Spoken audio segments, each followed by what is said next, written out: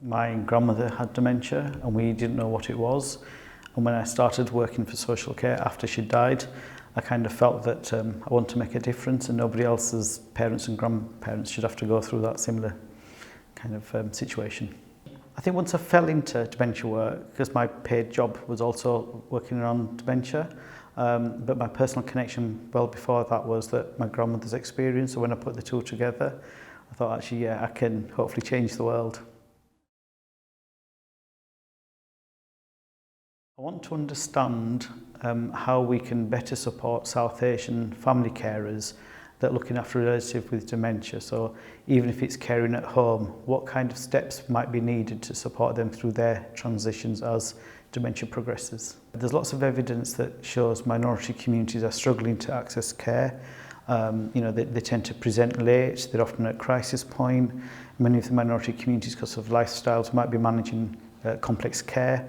So dementia itself is not a priority, it's not easily understood.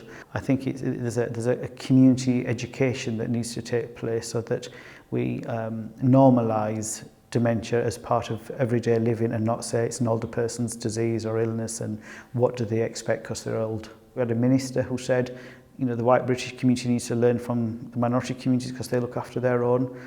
And what I've learned is that's absolutely not true.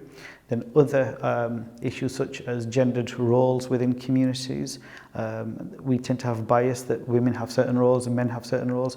And what I found in the care world, actually lots of couples work together.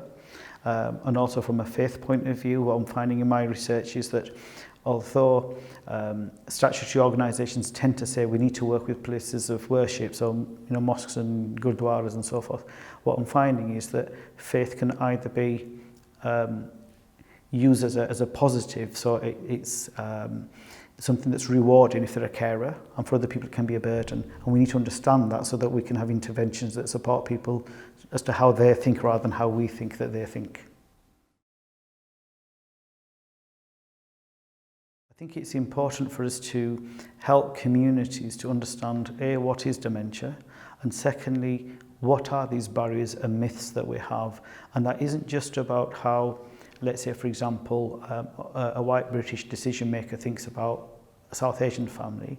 It's also about how South Asian families think about expectations and norms and values of looking after somebody. In other words, if you're struggling to care and there might be stigma, doesn't being a good carer mean that buying services that are going to help you to better care, rather than saying, I'll do the best that I can, even if it's not good enough, but nobody's going to throw a stigma to me.